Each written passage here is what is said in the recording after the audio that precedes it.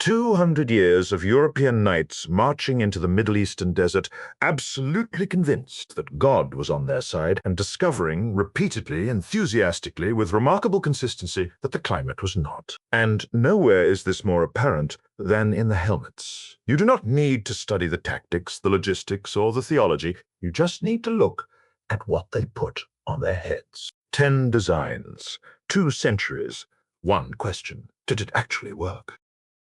The received wisdom is that medieval armor represents the pinnacle of pre-gunpowder military engineering. Centuries of careful refinement. The best head protection humanity could produce before firearms made the whole discipline somewhat academic. And that is not wrong, exactly. It just glosses over the fact that helmet development during the Crusades was not a tidy upward curve of improvement. It was an argument, a long, expensive, occasionally fatal argument between protection and functionality, and protection kept winning even when it really, genuinely should not have. The knights, wealthy and deeply concerned with how they looked on a heraldic seal, consistently chose the most enclosed, most impressive, most eye-wateringly expensive helmets available, which were also the most effective at trapping heat, restricted vision, and rendering the wearer functionally useless within about 4 minutes of serious exertion. The infantry, meanwhile, underpaid, ignored by history, conspicuously absent from anyone's heraldic seal, wore wide-brimmed iron hats that let them breathe, see, and remain conscious. Which is, one would have thought, rather the point. 10 helmets in order, with full marks for ambition and considerable deductions for basic thermal awareness. We begin, as so much medieval misery does, with the Germans. The Spangenhelm. Already old when the Crusades began, worn by the Goths, the Franks, the Byzantines, the Vikings, and still doing service when the First Crusade kicked off in 1096, because it worked. Spangen means metal strips, which is precisely how you built one. A framework of steel bands, 3 to 6 iron plates riveted between them, a conical point at the top to deflect downward blows, a nose guard, and a mail curtain around the bottom for the neck. The Romans had worn versions of this. The Sassanids had worn versions of this. Half of Central Asia had worn versions of this. It was a helmet with an extremely good track record and the good sense not to overcomplicate things. Its genius was modular construction. A dented plate could be swapped out without replacing the whole helmet, which in an era before industrial production was not a minor convenience. It was the difference between having head protection and not having it. It was also lightweight, moderately ventilated, and crucially, you could see out of it, and hear, and breathe. These seem like obvious requirements. We will be returning to this theme with increasing exasperation. Their weakness was structural. Multiple plates on a riveted framework means multiple joints, and joints fail. A determined axe blow to the side could separate the plates entirely, leaving you with a collection of sharp metal pieces in the approximate vicinity of your skull, which is worse than simply not wearing a helmet. At least then the metal is not moving inward. The face protection amounted to a single bar across the nose, leaving everything else, eyes, jaw, cheeks, forehead, entirely available to whatever the enemy had in mind. Medieval armourers looked at the human face and apparently concluded the nose was the load-bearing component. To be fair, a broken nose mid-battle is genuinely incapacitating, but protecting the nose specifically while leaving the rest of the face to negotiate its own arrangements is a rather low bar for a combat helmet. The Nasal Helm, also called the Norman helmet, is on paper a straightforward improvement. Take the Spangenhelm concept, remove the complicated riveted framework, beat a single sheet of iron into a conical shape, attach a nose bar, still there, armourers remain committed to the nose, and you are done. One piece of metal, no joints, no weak points, no panels separating dramatically under duress. The Battle of Hastings in 1066 made this helmet famous. Every Norman knight on the Bayeux tapestry is wearing one. By the time the First Crusade departed in 1096, it was the standard helmet for everyone, from the most senior French nobleman to the most junior foot soldier who had managed to scrape together any head protection at all. The problem was that it worked well enough that nobody felt any urgency to improve it. And then, inevitably, someone looked at all that exposed face and thought, what if we just covered it? All of it. And thus began a chain of decisions that would culminate within a century in knights voluntarily sealing themselves inside what was essentially a steel bucket. Progress is a complicated thing.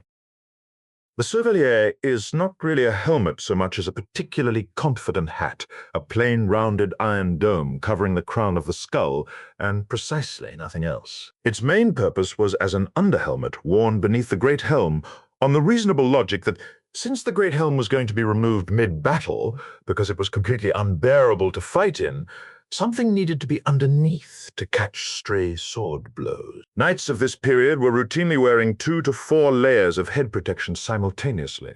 Padded arming cap, mail coif, cervellière, Great Helm, assembled in order of increasing ridiculousness. For poorer infantry who could not afford the full system, the cervellière was sometimes the only protection they had, meaning their skull was fine, but their chin, face, and neck were left to sort themselves out. The enclosed helmet is what happens when someone looks at the nasal helm and decides the nose bar should be a faceplate, the entire faceplate. Take the nasal helmet, extend the nose guard outward and sideways until it covers the whole front of the face, punch small holes for breathing, add narrow slits for vision. Richard I documented this transition on his royal seals. His 1189 seal shows a nasal helmet, his 1198 seal shows an enclosed helmet. 9 years to go from protecting the nose to sealing the entire face. The driving logic was crossbow bolts, which were becoming dangerous enough that an unprotected face was an increasingly bad idea. The eye slits were narrow enough to provide real protection, which meant they were also narrow enough to make peripheral vision essentially theoretical. You could see what was directly ahead. All blessed, anything from the side was a surprise. Ventilation was, charitably, suboptimal. The holes were small by necessity, since larger holes invite swords, and the conditions inside during sustained exertion were described by contemporary accounts in terms suggesting the reality was considerably worse than the language used to convey it. It was superseded by the Great Helm by around 1240, not because it failed exactly, but because if you are going to seal a man's head inside a metal container, you might as well commit to it properly. Before we arrive at the Great Helm, a brief note on what the other side was wearing. The Saracens, Ayyubids under Saladin, Mamluks, the various Islamic forces encountered across 2 centuries of crusading, wore helmets that were conical, open-faced, ventilated, and lightweight by comparison. Designed by people who actually lived in the climate and had therefore formed practical opinions about sealed metal containers. The Islamic military tradition valued mobility and speed, and the helmet designs reflect this. A conical steel cap with a mail curtain does not appear on heraldic seals or signal your devotion to Christendom. It does, however, allow you to remain conscious in August, which the European approach was increasingly failing to guarantee. Contemporary chronicles record with genuine bewilderment that Saracen forces often seemed rather less encumbered. This is because they were. The Europeans had mistaken suffering for piety. The Saracens had not made this error. The Great Helm, also called the pot helm, the bucket helm, the barrel helm, the Crusader helmet, though that last one is doing considerable mythological work. This is the iconic image. The helmet every museum puts on the poster. It was a flat-topped cylinder of steel, a cylinder, flat on top. The head went inside. Narrow slits at eye level for vision, small holes near the mouth for air. It sat on the shoulders, weighed up to 4 kilograms, and was worn over a mail coif, over a cervellière, over a padded arming cap, a sealed metal container into which a human head was inserted, then marched into a desert. For a cavalry charge, it was close to ideal. Sealed in your metal box, lance couched, thundering toward an enemy line, you were genuinely formidable. The Great Helm, for those 15 to 20 seconds, was excellent. The problem began at second 21. The moment the lances shattered, the eye slit provided roughly the peripheral vision of a person looking through a letterbox. Sounds arrived muffled and directionless. The air supply was adequate for a man sitting quietly in a cool room, and essentially inadequate for hand-to-hand combat in the Levantine summer. Contemporary chronicles described knights boiling in their iron shells, men fainting before the battle had properly started. A war hammer to the flat top could collapse the steel inward, at which point the helmet became a trap.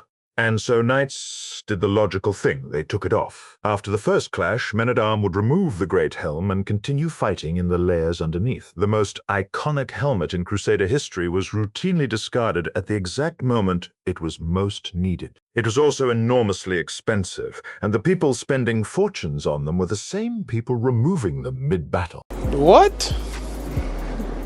Bro, what are you talking about, man? The Kettle hat, chapeau de fer in French, Eisenhut in German. Both mean iron hat, which is exactly what it is, a wide-brimmed iron hat that looks like a cooking pot and is named after a cooking pot. Open-faced, no visor, no enclosure. A dome for the skull, a wide brim to deflect downward blows, and that is it. You could see, hear, and breathe. In the Holy Land, where it was usually sunny, the brim kept the sun out of your eyes. Here is the quietly devastating observation.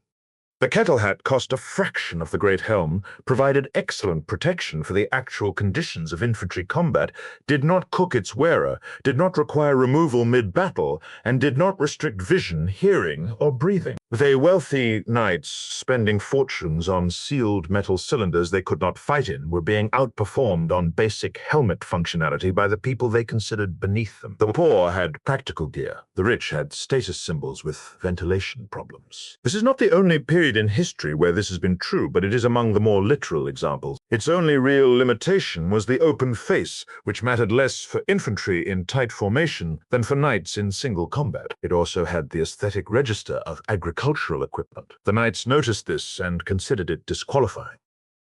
The Sugar Loaf Helm is essentially someone noticing that the flat top of the Great Helm was a problem, which, to be fair, it obviously was. Every helmet before the Great Helm had a conical top, because conical tops deflect downward blows rather than absorbing them directly into the skull. The Spangenhelm knew this. The Nasal Helm knew this. And yet the Great Helm was built flat, and it took roughly 40 years of warhammers caving it in before anyone did anything about it. The Sugarloaf replaces the flat top with a pointed conical apex. It looks like someone put a witch's hat on a bucket. It helped with that specific problem and helped with nothing else. The vision, the ventilation, the removing it after the cavalry charge are unchanged. The Sugarloaf is a useful reminder that progress can be real and still be nowhere near sufficient. The Bascinet is where things finally, genuinely improve. Emerging in the late 13th century, first documented in Italy in 1281, it represents an actual rethinking of the problem. Take the cervellière, make it taller, point the crown, extend the sides down to cover the cheeks and neck, and attach a mail curtain around the lower edge for the throat and shoulder. The result covers the head and neck without enclosing the face. You could see, breathe, and hear orders being given, which was apparently a novelty. Some historians note that the Bascinet's pointed skull shape shows possible influence from Islamic helmet designs, mean that after 2 centuries of fighting people with better helmets, European armourers eventually, quietly, started copying them. There is a lesson there, and it is not a flattering one. For a period, knights wore both Great Helm over the Bascinet for the charge, Great Helm off afterward, Bascinet doing the actual work. The Bascinet also replaced the separate mail coif with an aventail attached directly to the helmet, so neck protection moved with the head. This sounds minor. It was not minor. The Klappvisor Bascinet arrived around 1330 when someone attached a hinged plate at the brow that could be lowered to cover the face or flipped upward when you needed to breathe, drink, or see in more than one direction. This seems obvious. It is obvious. The ability to choose, in real time, whether your face was covered was apparently a genuine revelation to 14th century armourers. Every enclosed helmet before this had been ad or nothing.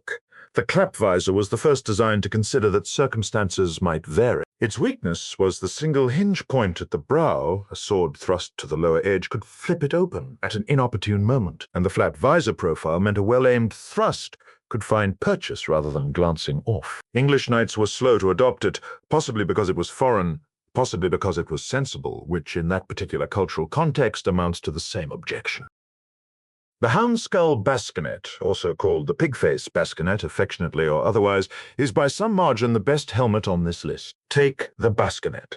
Attach a visor at 2 pivot points, one on each side rather than one at the brow. Make the visor pointed, projecting forward in a conical snout. The result looks like the face of a hound or pig, which was entirely intentional. The pointed projection meant sword thrusts hit the sloping visor and were directed away rather than punching through. The double pivot mount was far more secure than the single hinge. The aventail protected the neck and throat. The visor could be raised or lowered at will. You could breathe in it, see in it, and fight in it for longer than 4 minutes without losing consciousness, which, by the standards of what came before, represents a remarkable series of achievements. By 1380, it was the dominant helmet across most of Western Europe. It took from the 6th century to approximately 1350 for European armourers to produce a helmet that managed protection, vision, and ventilation simultaneously. The Great Helm, which the Crusades made famous and which appears on every castle gift shop poster, had been quietly replaced by something better in almost every practical respect. It just had worse branding. And in the 14th century, as now, branding counted for rather a lot. The next time you see a great helm on a museum wall, gleaming, imposing, the absolute image of medieval martial power, remember that the man who wore it probably took it off about 30 seconds into the battle, handed it to a squire, and continued fighting in something considerably more sensible underneath. History is frequently like that. If you enjoyed this, the subscribe button is just below. It costs nothing, weighs significantly less than a great helm, and unlike a great helm, it will not cause heat exhaustion. See you then.